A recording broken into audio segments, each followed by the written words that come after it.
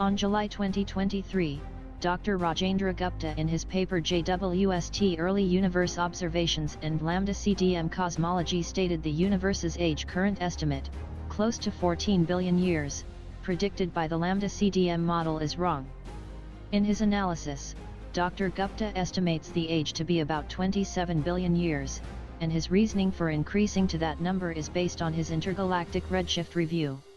Now, what is interesting is not fixing the age of universe's origin. What is truly striking is that hypotheses such as Dr. Gupta's have the wisdom to dissect a little bit the redshift phenomenon. It may be that Dr. Gupta realizes the crux of the matter lies precisely in what interpretation is made of redshift, and in this sense the keywords are dissect a little bit. Although, still for the vast majority, and surely to some extent for Dr. Gupta, a huge limitation is not having questioned the dogma that any wave propagation frequency will always remain constant.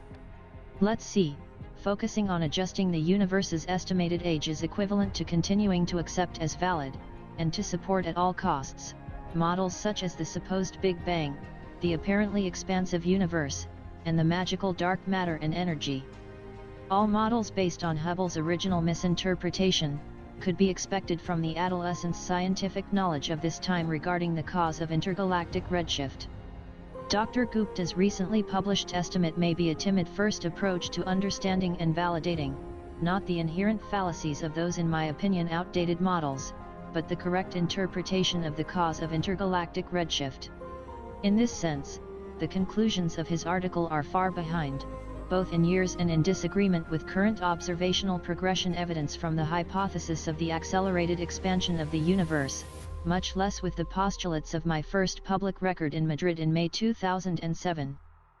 So that my previous statement does not sound as illusory petulance, scientific rigor requires me to provide the chronological references and demonstrations of the milestones supporting it, as stated below.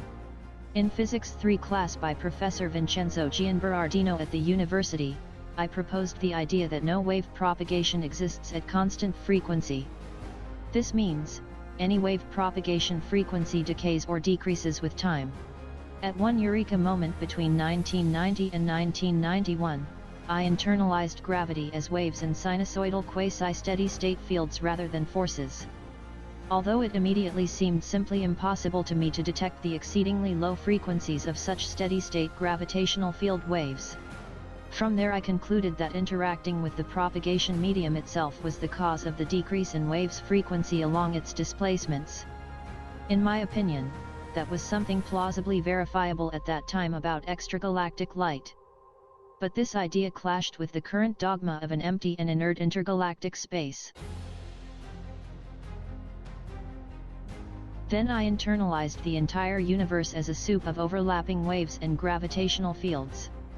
This is for both singular, sporadic, and random phenomena, such as colliding black holes or exploding supernovae, and continuous steady-state phenomena, such as the Sun translation around the Milky Way.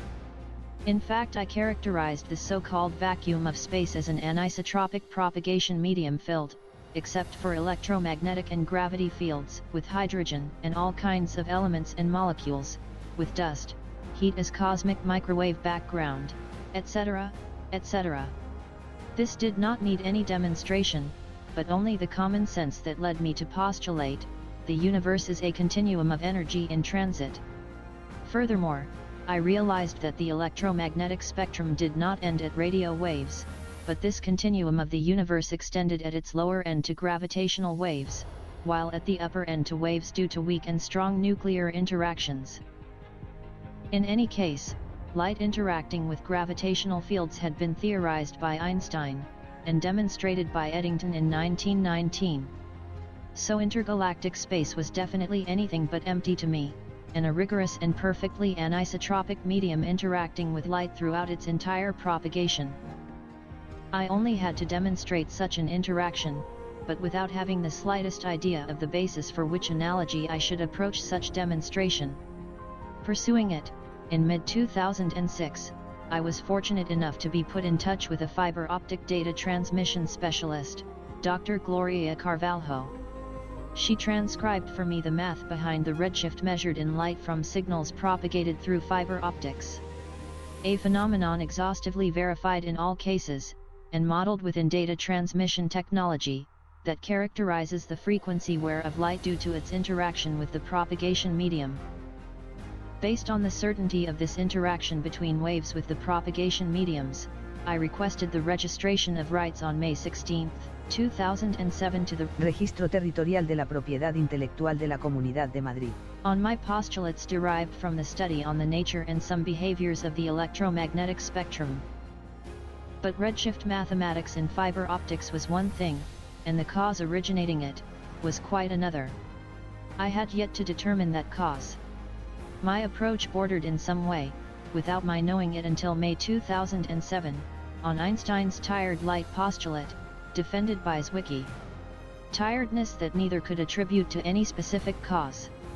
But for me, the redshift's cause is the interaction of any propagating wave, gravitational, electromagnetic, or strong or weak nuclear, with the medium through which it propagates, as I indicated previously.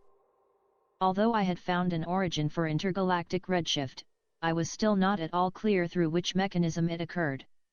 I considered my intergalactic redshift origin postulate was a relevant solution to the redshift problem, and that is why I distinguished it as the solar effect.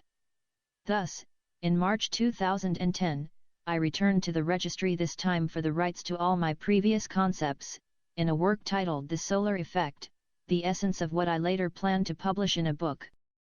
Then, in September 2010 I submitted a request to that registry regarding the first draft of the book titled Extensa Historia del Tiempo, book that I finally published in April 2015. There, I explained my postulates characterizing space as a propagation medium, the redshift's origin, the demolition of models such as the expansion of the universe, Big Bang, dark matter and energy, and others. I also provided a few glimpses of my vision on wormholes and the phenomenon of high-energy radiation emissions by black holes. I folklorially jokingly called this last phenomenon the Gurrufío model. In 2020 I was asked to generate content for social media, so I decided to start disseminating my most relevant findings. The opportunity to adapt my findings to YouTube was also excellent to update them. Developing my series of 5 video scripts, adding the distance and experience of the years, together with the scientific advances after my book's publication, inspired me to find both theoretical demonstrations and further experiments to verify, in other videos after the original series, those bizarre postulates that I had resigned myself not to see confirmed. So, instead of just dissecting redshift a little bit around Dr. Gupta's paper, I'm going to finish by emphasizing the demonstrations I had developed in my 2022 video. Dr. Lincoln's video made me realize what the mechanism was, the phenomenon I explained in my video. Such unique mechanism demonstrated to me that the redshift is due to interaction between light and propagation media. The publication of that video made me ecstatic about the discovery, but deep down I always had a nagging doubt about that unique mechanism's universal validity. That is, on the strength of the demonstration itself. It was not until I wrote this analysis of Dr. Gupta's paper I experienced another powerful inspiration, which reinforces making universally valid the one I raised in that 2022 video. With this new inspiration for me, the interaction between light and propagation media as the cause of intergalactic redshift is now definitively and universally demonstrated, and never an expanding universe.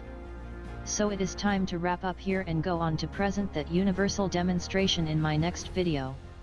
Ciao.